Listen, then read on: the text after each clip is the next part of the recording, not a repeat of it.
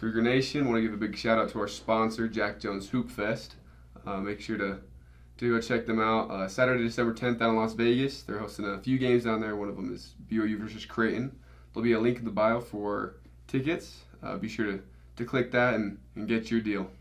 Welcome back to part 2 of 3 of this meeting here with Trey. Glorious meeting. Last time, we were just chopping it up, talking about some old memories. Yeah. Make sure to go check it out if you haven't seen it yet. Good times.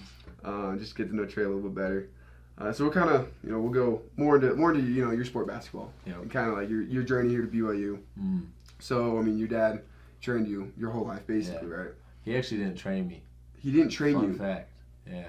Wow. Like, my dad was a basketball coach, and everyone thinks, like he'd go shoot with me, and obviously growing up, he'd give me pointers. Yeah. But then, got to the point where he didn't want to be that, micromanaging parent. Oh, he didn't want to, live through me. That's smart. Obviously, he'd help me out with anything that I'd ask him, but he wanted to make sure that, I wanted to work out because I wanted to work out, and I took that responsibility on myself.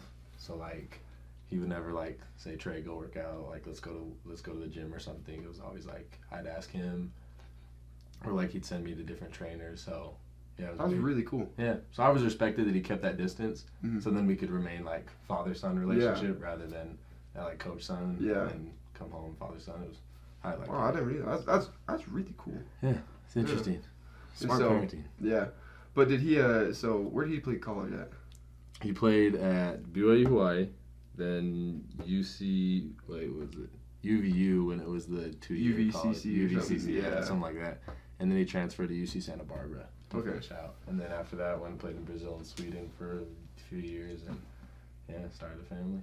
Yeah, so, I mean, growing up, you see, you knew about, his career in basketball. Did that... Oh, he was not shy to show it, bro. Really? He has newspaper articles. He has all this stuff on VHS tape that he just got transferred to, CD or whatever. So now he can pop it all in. He has it all recorded on his phone. So anytime anybody will, talk some smack on him, he'll just open up his phone, go to his album, and show you some tapes. And his tape's tough. I ain't gonna lie. He was cold. One time I did this dunk that I sent him, where I jumped over someone and dunked it, and they threw me a lob, but I used my hand to push off him, and then he sent me a video back and he said, "Look, Trey, no hands," and it was the same dunk, but he didn't touch the dude, he just cleared him straight up. I was like, this guy, such a show. He's got something for everything. So he's a showboat, yeah. So he would trade me, but he would not be shy to tell me that he was like that back in the day.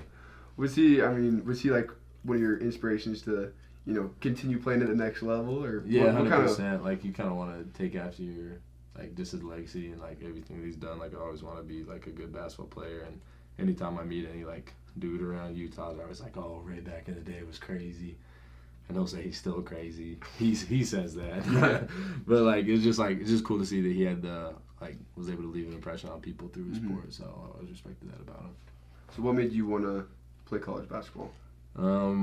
Really didn't want to play college football, so that's why I quit football. And then it was I just had this drive for basketball. I was man, it's such a good sport. I find so much joy in it, and I just want to play it for as long as I can. So then, I just dedicated everything to getting as good as I could at basketball and getting to the next level. Yeah. And then, so, were you originally committed to UVU? UVU, with Pope, and then he got the job here. And so this was after my senior season in high school, and then I committed to BYU before I left. Do you have any other interests that you were looking at or that were looking at you? It was because I had offers from Denver, this other school in North Carolina, and they were good, but it was just you get in a meeting with Pope, and he's just such an inspiration. He's such a good coach, and he rocks with you personally on and off the court. So I was man, I really want to play for this guy. So yeah, that's my guy. Yeah, that's my coach. No brainer. And the mom's close. I love my mom. I have my mom come to my games and had the opportunity to go home on the weekends. It's just awesome to be able to keep that relationship. Yeah. Did you grow up, watching BYU basketball?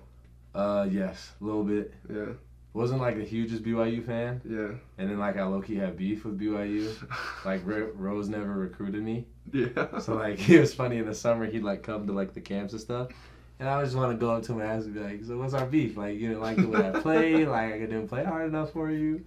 But no disrespect to him. He's a great coach. But yeah, just never really, high school didn't really care for BYU. And then was really excited to go play UVU. And then Pope came over. and I just love Poe's coaching philosophy. So Yeah. and the whole staff too. What's kind of the philosophy and culture behind, what that drives the basketball team?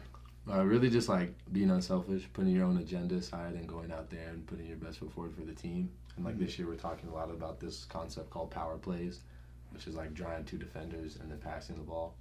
Because he breaks the game down to like, we have this film guy named Keegan who's just an analytical genius.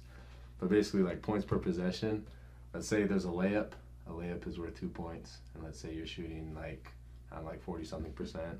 So like it's gonna be around 0.7 points per possession on that shot.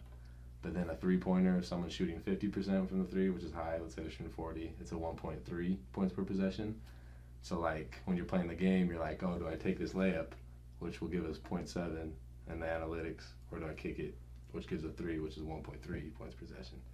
So when you play the numbers game like that, it makes complete sense. Mm-hmm. So that's what I like about it. Like it's logical. That's interesting. But it's So that kind of determines like how you run your offense and what. 100%. Yeah. Because it's like I could go and take a contested layup, and like most teams will take that shot, but the teams that are going to be great and why BYU's been good is because they give up that 0.7 for a 1.3. Yeah.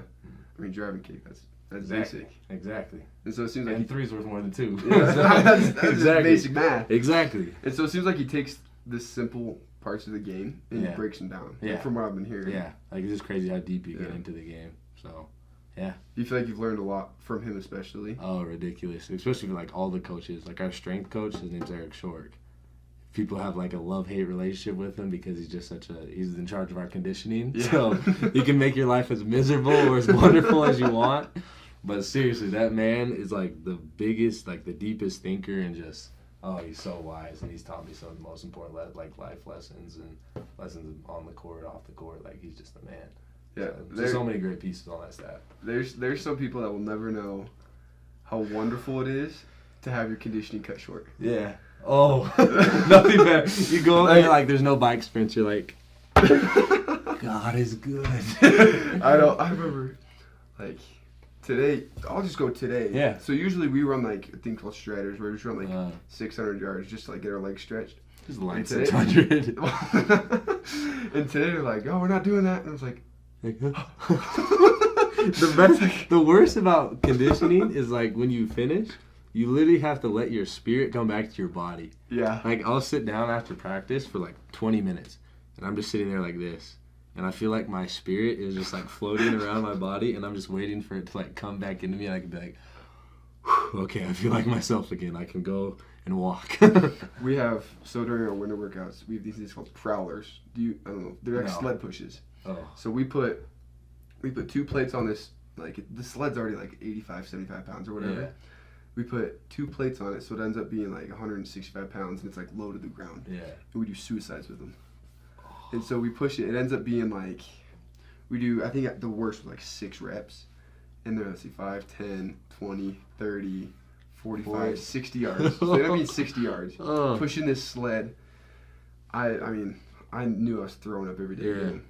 And so, like, yeah. I remember that. One time I was walking to SAB, and I was like, how's it going, bro? You're like, they do this conditioning thing, and I just keep throwing up. And I'm like, oh, I know exactly. Bro, it's so bad. That's probably, we have this thing called the bike. You know what a soul bike is? Is it like the giant fan? Yeah, yeah. So we do these bike sprints on there, and my African teammate, Foos, he gets on, and this was like him fresh. So like his English is awesome. But he gets off the bike and he's like, my blood feels like fire. And like that was the only way he could describe the feeling. The bike's the worst, bro. I'm telling you, the assault bike. Oh yeah, no, least favorite thing. All right, well, we're gonna go into part 3 soon here. But thanks for tuning in to part 2. Part 3, we're gonna go into a little bit more about your relationship with other athletes as well as the brand that you've created. So we'll go into a little bit more about that. So make sure Cougar Nation to stick around for that part 3 with Trey, because we're going to get some good knowledge off of his dome. There we go.